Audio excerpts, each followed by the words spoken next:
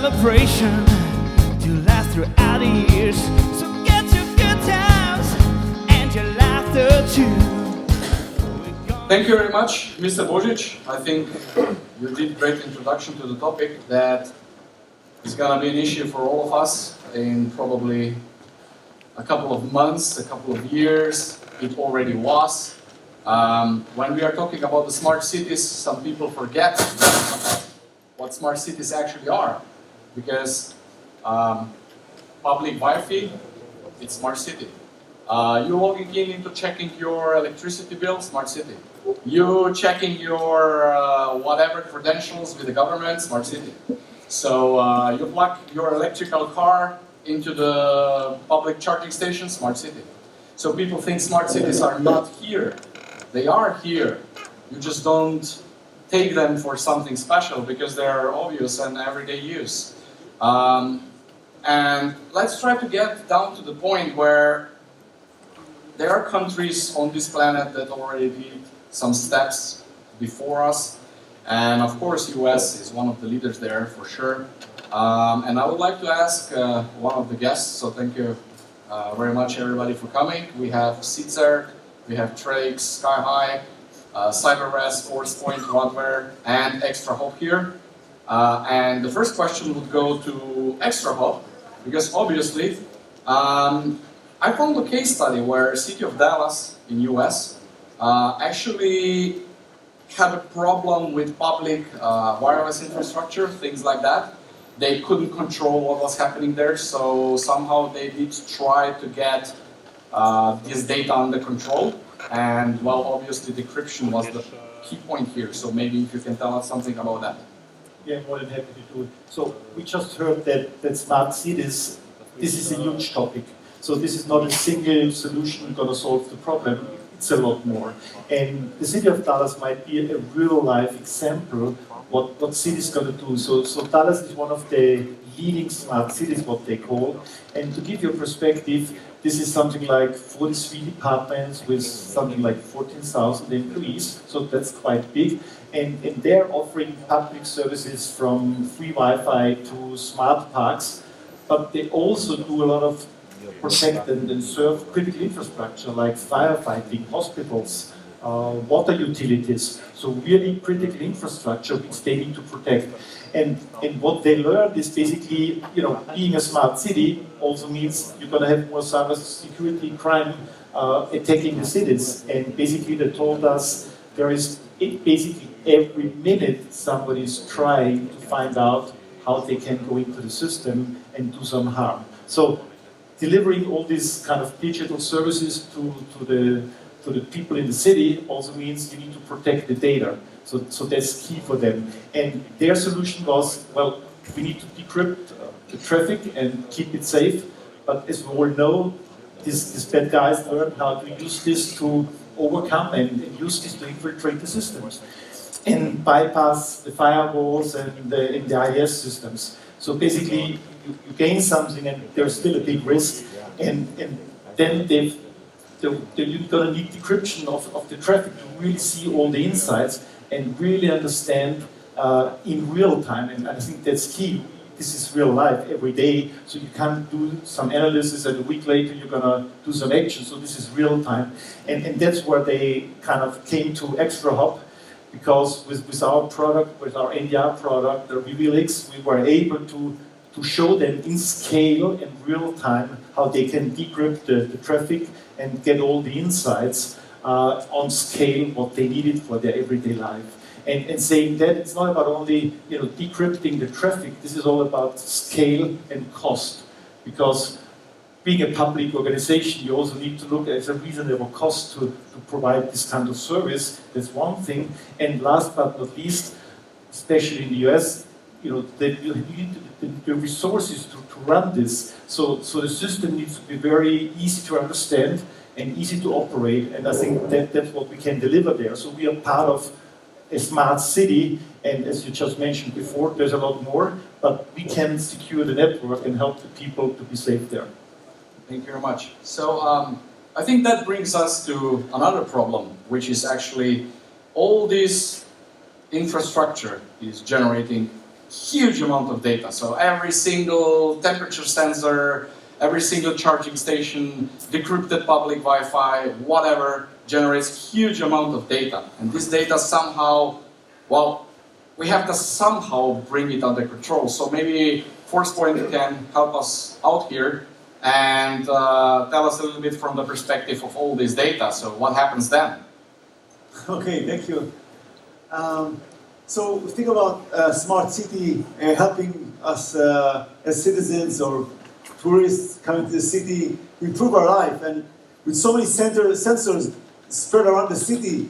So what we want is just to have this technology to help us. And when you pay on public transportation, it's automatically. And if you drive your children to school, you want the parking to stay open for you when it recognizes your license plate and approve that you can bring your car into this parking of the school.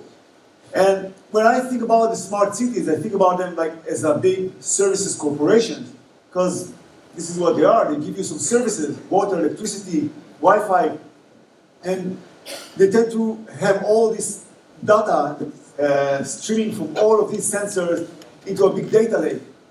And this feeds the analytics system, the billing system, everything in the city. The last thing I want to have is some hacker accessing that, or someone of the city to know where I live, and where my car is parked, and where my children study. So we, as a company, we help organizations to control this data, to put in a structure, to discover where it resides, to classify it, and control the access to all this data. So people that working in council cannot access information they're not allowed, and hackers cannot get your credit card numbers from your public transportation card. So it's a matter of for us as citizens, we have these rights. We want to make sure that the city maintain the regulation for us, our user privacy. So we want to be private as citizens.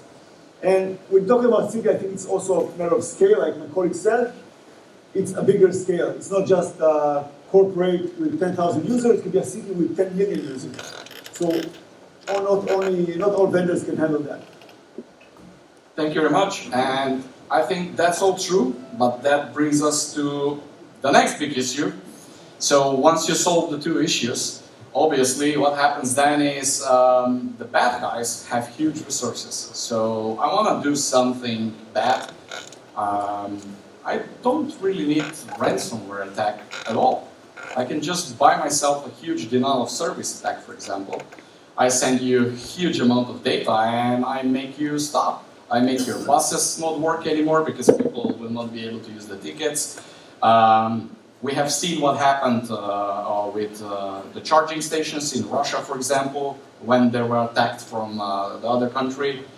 And, well, actually you don't need to be very skilled to bring somebody to the knees. So it's not all about ransomware. I can efficiently stop your smart city with a big, huge denial of service attack. So maybe, I think best to answer that would be Radware. You are an expert in denial of service prevention attacks. I'm sure that there are probably denial of service attacks as big as Slovenian whole traffic is going out to the internet. Probably bigger. So maybe if you can shed some light on that. Yeah, so when you speak about smart city, really it's heaven for hackers.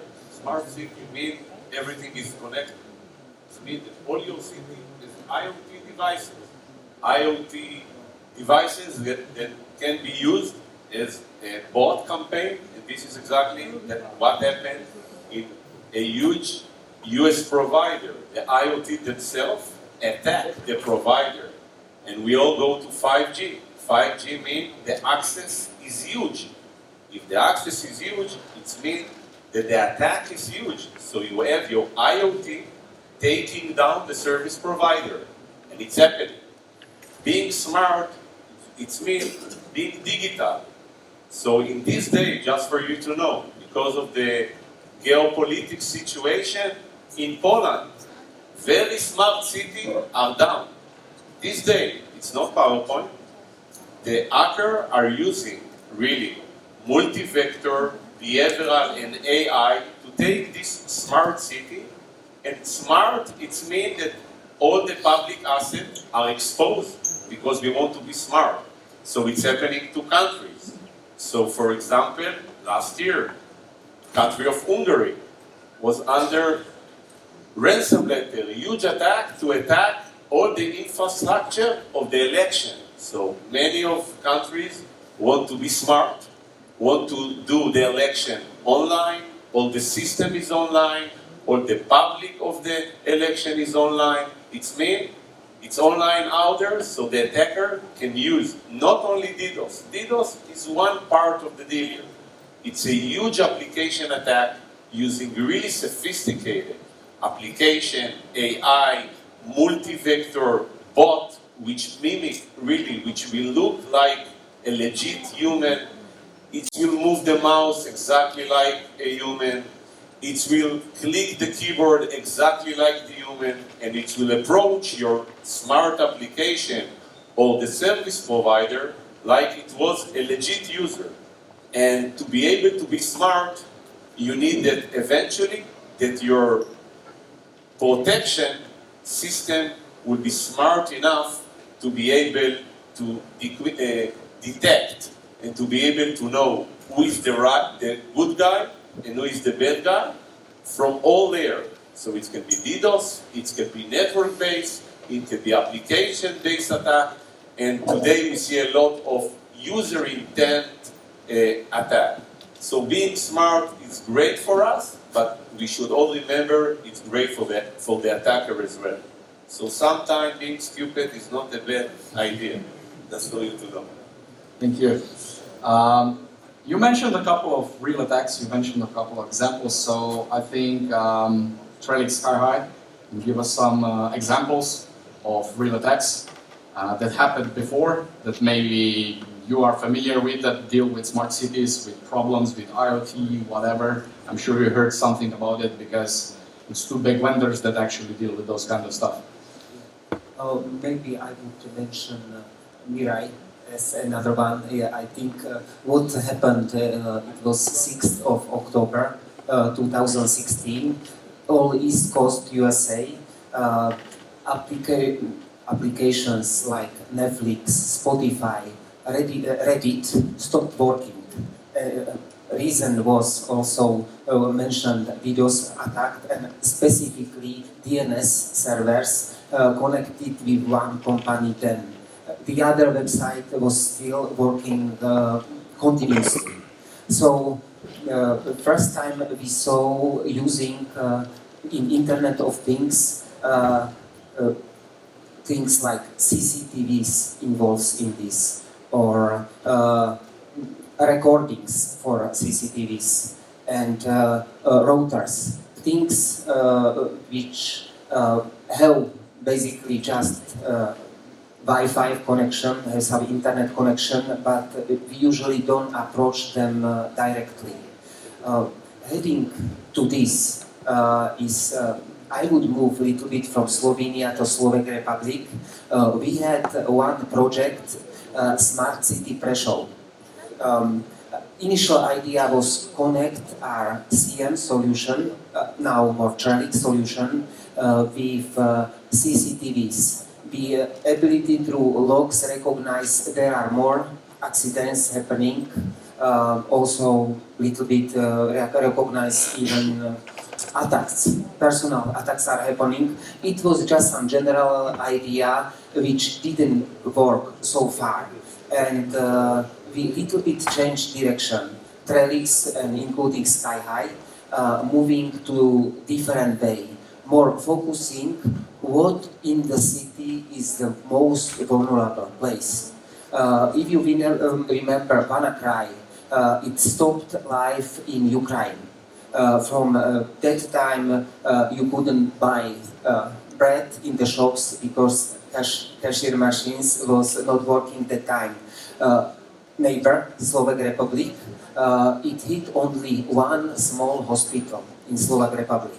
There is this kind of disproportion for it, and we find out that hospitals are usually more vulnerable in this area. So, especially Trellix area went more direction is focusing how, for example, artificial lungs could be attacked. So focusing more on specific, the most vulnerable devices which can bring the biggest pain. Maybe from Sky perspective, smart city, it evoke idea of some kind of perimeter. Like smart city is one perimeter. We are more focusing on one specific or the most vulnerable places and finding the more vulnerable places. Thank you very much, and that's a good point for CyberRisk, I think, because you mentioned the perimeter. So, what is smart city and what is the government? Where's the border? I mean, for us, it's almost the same, especially in Slovenia. Cities are small, so the whole country is a smart city, maybe. But when you think about the smart city, when you think about the hospital, when you think about the electricity provider, whatever, well, somehow you think about it as a government. So maybe CyberRisk can help us out there and let's try to understand where's the difference. So the difference is quite high and quite wide. I mean, in natural, it's the local government and the state government. They work in the same conditions, but their responsibility is usually much higher. And on the state government, they really take care of the whole critical infrastructure, the whole government, and something. So we have built such, municipality SOCs and control towers, combined similarly like with CCTVs and video recognition, and actually doing the similar things for other critical infrastructures like electricity power grids, with controlling of gunshot detection and motion sensors and other things. So controlling those and building these security operations centers, the control towers, it's been doing this for 20 plus years with ArcSight. And actually, we're doing this all the time. We're originally an intelligence tool, built by the three-letter companies, intelligence you can't really name. And it's been used by multiple governments around. Several of your neighbors in Slovenia are doing the same thing. And their approach is, actually going to your point, Goran, I'm sorry, Goran, sorry, the sustainability. The talent shortage is massive. Where do you get all the people, the analysts, and everybody who's going to do it? It's manual work. It's hard work. So building, 6 different SOCs or 15 different SOCs for all the different ministries, but it's not only ministries, is a nightmare. So what we usually build, and we're actually doing it on multiple governments currently in Europe, in nearby countries, is that there's an authority doing a pan-government SOC, running a multi-tenant environment, basically running, every ministry has its own mini-SOC, running security operations, but it can be headless. That means people do not need to be there if they don't have the power, and basically the top SOC, this two-tier, is taking over the responsibility. If there is a focused SOC, like usually the Ministry of Defense and Ministry of Interior, they actually operate that SOC itself, but it's not a SOC only. It's not the ministries. They operate the airport. There's a SOC for the airport. There's a SOC for the gas pipes, and there's another one for electricity grid. So basically, everything that the government needs to take care of the of basically our safety. So running this multi-tier SOC is something that seems to be answering 2 questions. It's sustainable, much better, because you don't have to have multiple SOC, but you can have less people, you can have one global government rules and specific rules for specific things, but still running with less people. You also can control who's actually having access to this very sensitive data, because it's a lot of information about us personally. And it really helps, scaling down.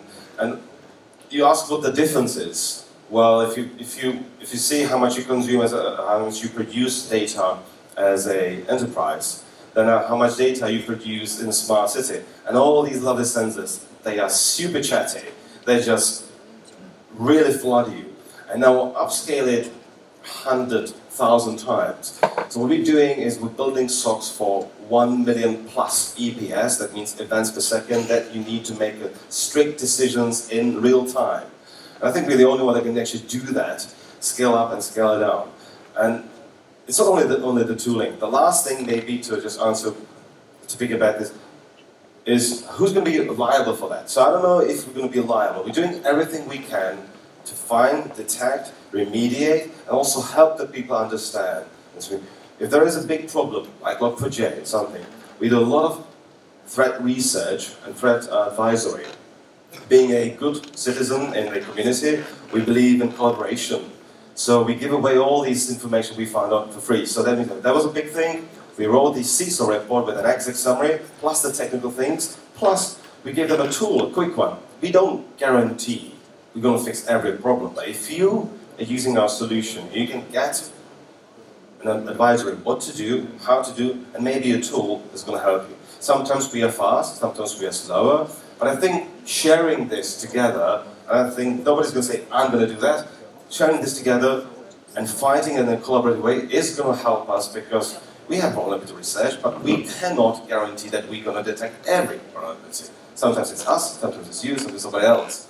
So building it and collaborating, that's what we do. And again, one more difference, we provide a lot of what we call TLP White. I think you know what TLP White is. These are the public reports. We also provide TLP Amber and other services directly to the government with much closer and much detailed information. Can't talk about them, but you can imagine, based on the geopolitical situations, we've been telling this to the government since October.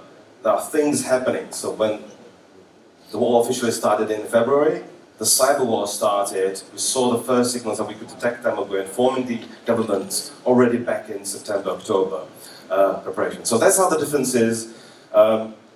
Municipalities don't usually qualify for that. It's more of a government or state, sovereignty. Thank you very much. So that brings us to Mr. Božić, which I'm sure can shed a little light on our local environment, where, as I said, Slovenia is a small country, while even Croatia and Serbia are small countries in terms of something bigger on the planet. As already mentioned, funds are a problem, people are a problem, resources are a problem. So we know if government doesn't have money, well, smart cities probably have even less money if you go to the municipality, or even if you go to the education system or something like that. So can you help us understand maybe where are we in this path of smart cities in Slovenia? So what do you see out there in the field? What's happening? Okay. First, with the resources, I think the biggest problem is with qualified professionals. So coming back to you and all the millions or billions of sensor data, who's going to find the proverbial needle in the haystack? So you need qualified people, and this is something that we need to think in long-term scale. So how do we get enough qualified people that will be able to perform all the tasks? Now, to the question, where are we now? I think the issue is, and I agree, we have to work together. That's what my presentation was actually hinting at. So it's not like one answer. So we have to discover what our roles, what our respective roles are. And currently, I think the issue is that we talk about, pushing these smart cities and forgetting about a couple of things, and security being one of those, and sustainability, reliability, and so on. What happens in wartime? So what does an extreme situation like war mean for the smart city? So is this going to be better than if we have dumb cities, or is it the other way around? So I think what we're missing now is this kind of a long-term thinking. So why are we going to build this? Not just to have a smart city and to have nice presentations and all of that. What are we going to do security-wise? Who's going to have access to data? This is also an important issue. This is okay. We are in the EU, so we have the GDPR and all this culture of taking care of privacy and all of that. In the United States, it's quite different. You have data brokers that can then sell that all that data and various profiling. So I think we're making the first steps, but as in other parts of the world, I think, from my perspective as a cybersecurity professional, I think there's not enough being done on thinking how to respond to various scenarios of bad things that can happen. Also, in the light of, I was thinking of the WannaCry that was mentioned previously. Yes, we've read about WannaCry. We know it hit the hospitals, and the first thoughts were like in most cases were, I think, in Britain. That was the most known thing, and everybody was thinking probably they didn't upgrade their Windows. Stupid doctors. No, they didn't upgrade the Windows because they were connected to very expensive machinery that would lose the warranty if they would upgrade the Windows, because the vendor for that expensive machinery said, we only guarantee that this will work with this version of Windows. So you have this situation, one vendor says you cannot upgrade the other vendor, and the best practices say you must upgrade. So we have to kind of find a way on how to attack these problems. And this will happen in smart cities as well. So we will have vendors that will say, this works now, but will not guarantee that this will work with future updates. Those are all difficult problems, so that's, I guess, why we're here talking about it again. Thank you. So, I think we opened a lot of topics, and, well, Radware, you are very close in a region where you have to be very careful. You're used to security, your reputation for security is decades old. Do you think that actually regional tensions influence smart cities in a way where there are some countries that are more careful or invest more in security than some others because we just can be relaxed in here in the middle of the woods in Slovenia and nobody really cares about anything because we are not afraid of the next door country spying on whatever we have to hide or not hide, they want to attack us. So what's your sense of what's happening in your region, for example, towards here? So, I'm in Radware for 16 years. So, many years ago, to speak about cyber attack and DDoS and application attacks, when I came here, it was like a science fiction. It was, a very hard process, even from a sales point of view. It will not happen to us. We are not a targeted country.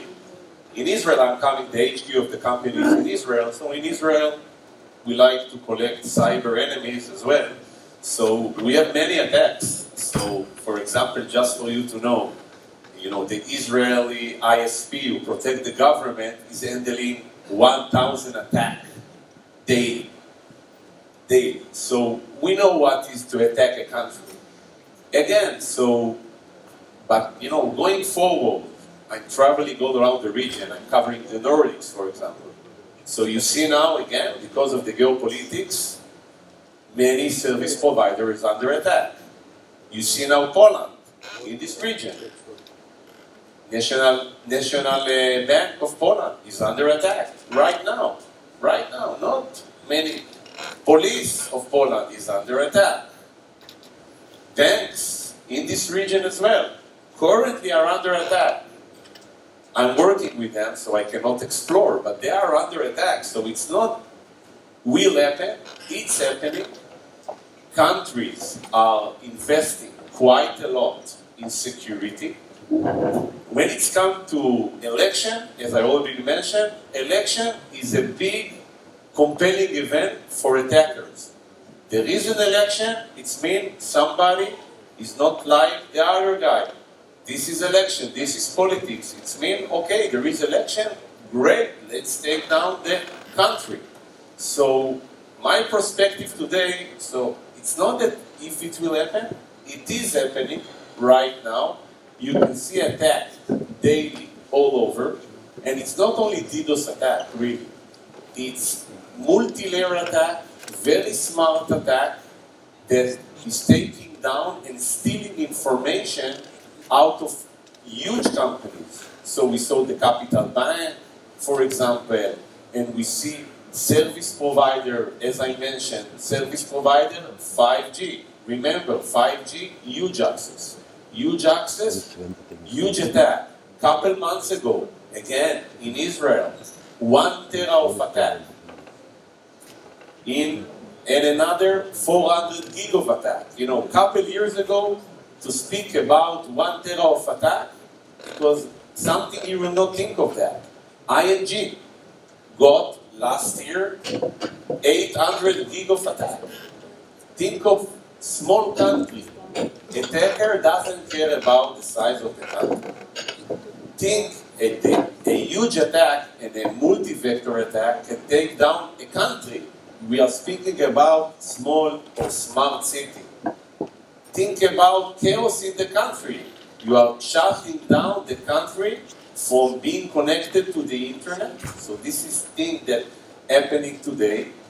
The engine or the tools to generate huge attack is out there. So, and you see a lot of huge wave attack. What is a wave attack? Wave attack, it's a huge attack for a very short period. It means that if you don't have really the engine, the behavioral, the automation, manual will not help you. You can have a huge thought. It will not help you because the attacker will always change vector and generate huge attack. Change vector and generate huge attack. If you don't know to detect, mitigate, understand the behavioral of the attacker, you will not be protected. You can pray to God and you will be down. And this is thing that happening really. And again, attacker, unfortunately, like chaos. So when there is a chaos, a COVID chaos, all the cybersecurity did great. You saw the result, Radware did good as well. When there is war, everybody hate each other. So again, chaos, and unfortunately for us, every day there is a different chaos, and every day somebody hate another country. So my perspective that it's going to be even higher. I see that the size of the attack today and the complexity of the attack is much higher. So it's if a couple years ago it was really huge network attack, today it's huge application-based attack, not only DDoS. Application, user, DDoS, they will fight all the gun. They will not come, sometimes companies, country think, when they think about defense, they think about how will be protected against this type of attack. When you are building a system, you should think as you are the attacker. The attacker will not use one technique to attack you. Today I will use network, tomorrow I will come with the application, I will go to sleep, and then I will use a different type of attack.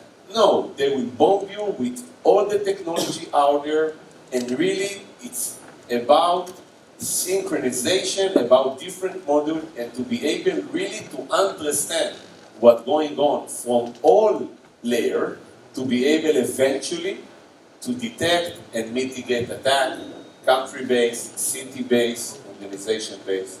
This is something you should look at, and again, PowerPoint is always great. You should always search companies exactly like yourself. See what they did, which tool they are using, and then ask yourself, am I using this tool, or am I have a great thought with very talented guy that will not be able to help me when they'll be a very smart and very sophisticated guy. Thank you. This is my view. That brings us to the problem we didn't talk before. Smart cities, a lot of data, a lot of personal data. So in terms of ExtraHop Germany, right?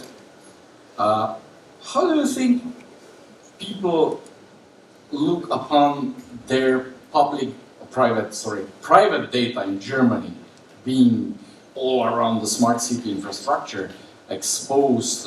What's the sense of people toward somebody else taking care of their personal data, like government or the smart city? Are they willing to sacrifice their personal freedom toward more security, or how do you see that as a regular citizen of a smart city in Germany?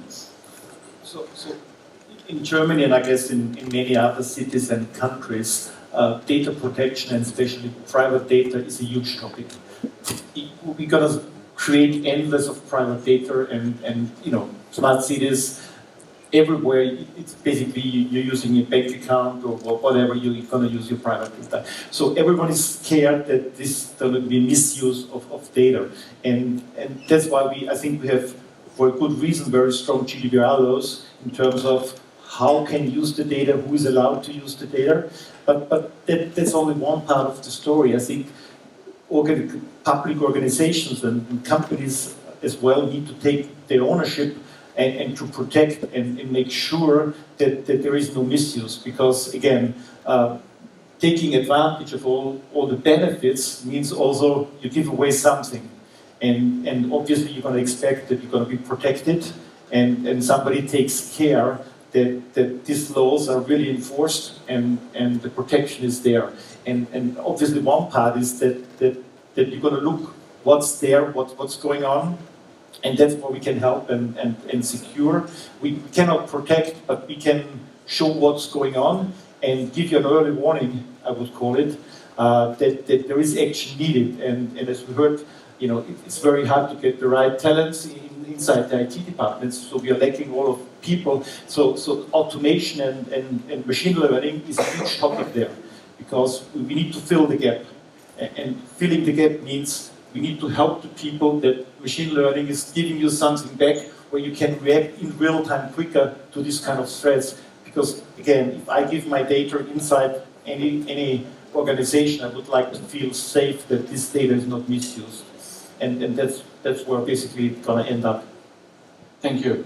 So a question for Mr. Božić again. You heard that, you mentioned that artificial intelligence, so everything is going to happen automatically. Where do you think, or how do you envision that's really going to happen? Because, I mean, sounds good. Everything's going to solve themselves, machine learning, artificial intelligence. You mentioned PowerPoints and things like that. What do you think is the point? Are we at the point where artificial intelligence is really helping? Can you see that in incidents that somebody really can thankfully say, oh yeah, artificial intelligence is out there, it's already helping, machine learning is helping. We did detect something before it happened. Do you think we are already there, or is this still somewhere in the future? Well, first a disclaimer, so I'm not a specialist in artificial intelligence, and a disclaimer. But so far what we've seen is that the artificial intelligence, the methods that are being used now are nowadays based on big data. So large swaths of data. And it's not as easy that, based on this data, you predict similar events. So as I've been explained, so the artificial intelligence mechanisms now can predict things that are not already there in the data. So that's kind of an added thing. But the problem is that in the cybersecurity, in the attacks that we are dealing with, you are mostly talking about the so-called black swan events. So there are individuals on the other side thinking about how to construct the attack that you will not be able to detect, how to evade your mechanisms, and they adapt. So I think, of course, the machine learning and other methods in artificial intelligence certainly will provide us with very useful tools that will simplify our work, get rid of tedious manually through the data and so on. But it will never be 100%. And it will never replace a really good analyst on the other end. So so far we've been talking about projects that we can do together with specialists for artificial intelligence. We have in our country, we have a number of them. So we're quite strong there. But it always we always end with this thing that it's very hard to predict the things that fly under the radar. so to speak. So I personally think that in the short term, nobody knows long term, because that's, God knows what might happen in long term. But in short term, I think the advancements in artificial intelligence is going to help us with more tedious tasks and to have better tools at our disposal. But that does not mean that we don't need somebody sitting behind those screens looking at the results being offered by artificial intelligence. So there's a human component there, a good expert. And I think it's the same if you go ask doctors. Artificial intelligence, machine learning, that is the topic since I was a student, so for decades. But still, in the end, you need a really good physician, a good doctor that will look at everything and from his experience or her experience provide you with the diagnosis. So kind of you need Dr. House in the end. That's right.